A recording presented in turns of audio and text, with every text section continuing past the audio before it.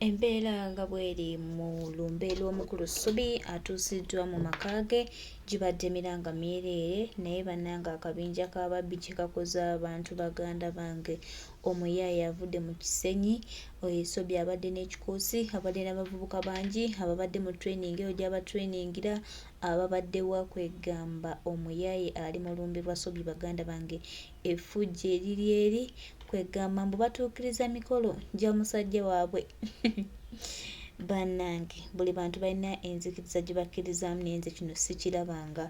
Bannange kino kyanjawulo, bannange kino kyo kinsuseeko nange okutegeera naye nga baganda baffe mikwano gyange nyongera obbajjukiza nti embeera bwetyo bweri ewa Ssubi si birungi, abayaaye bafudde abayaaye naye nga ye maama bw'omugenzi taata w'omugenzi n'abaana basaba gavumenti eyidirire omuntu waayo kubanga ono amaze ebbanga ng'agikolera ebirungi.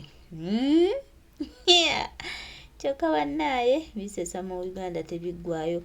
Abafamire ya Ssubi basaba gavumenti ebayiririre olw'okuba nti omuntu waabwe era afiiridde ku mirimu gyabwe ate abadde abakoledde ebbanga lingi nnyo mbu bano nga tebamuwayo wadde akasiimo. Tufudde maswale nanti ke kagambo akaliko nange baganda bange munzikirize nsobole okuba nga nkayisaawo akagambo ako akamaswale kubanga bino oluusi bikulemako woyinza okubyogera oba okubitandika naye nga muganda wange mukwano gwange embeera yo bwekyo bweri, embeera si nnungi, embeera ya bweraliikirivu eno mu lumbe era muganda wange oba weeteeseteese ogendayo ng'okimanyi oli omu ku kabinja ako akoogerwako oba kabinja ako k'olaba akakoleddwa. Yes, kyenyinza okubagamba birungi si birungi eno mu lumbe ewa Ssubi si birungi, so twongere okumusabira ate era nga bwe tusabira abafamire basobole okuguma. Munnange eno omuntu ne waaba mubi abaako abantu baabamwagala, abantu baabamubeererawo. Ndabye amaziga nga mangi, ndabye abaana nga balaajana, taata tabadde muntu muzibu, taata abadde simple, taata abadde kino kwegamba ng'olaba bambi bali mu kuluma okw'enjawulo. So tubasabira Mukama abagumye tetuyinza okubagamba era ne tubagamba nti munnange bwe bityo bwe byazze bagamba Allah tagera kibi, Allah bw'atyo bw'ageze naye mbu ate waliwo abagenda otwala Ssubi mu kyaki bamusabire, bamusabire ate munnange naye yazaala muntu yatuukiriza emikolo yeeyonoona yekka ate era bangi munnange abafa wano bangi nnyo bafa naye nga batumanyi bakozi ba bikolobero ne batavaayo kweyogera ne balekera ddala ebikolobero byabwe ne basirika nabyo.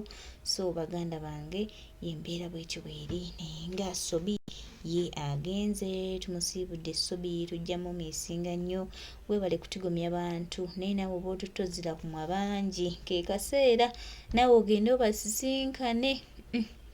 Nalako akavidiyo nga Ssubi agamba ye abadde anyiga nsingo. Mukama Katonda, bantu tebatya, abantu tebakyalina kutya. Kagamba ye abantu abanyiga nsingo ye baganda bange, ye mikwano gyange, embeera bwetyo bwebadde bwetyo embeera bweri naye nga ki ekiri mu lumbe mukwano gwange kitokota butokosi nze kyenyinza okugamba era woba ogendayo mu lumbe okungubagira Ssubi weesiba ebbiri. Njagala nkuwe embeera nga bweri mu lumbe lwa Ssubi naawe weerabireko ate naawe ofunemu kyoyinza okuyiga oba kyoyinza okutwala. Ebigambo byo si birungi, buli omu Ssubi amwogerako nga bw'omwogeddeko. Ogwo gwe mubiri gwa Ssubi nga gutuusibwa wano mu maka ge mukwano gwange muganda wange. Obulamu bw'ensi eno bulamu buzibu nnyo, otigumya abantu naye essaawa bw'etuuka eba etuuse.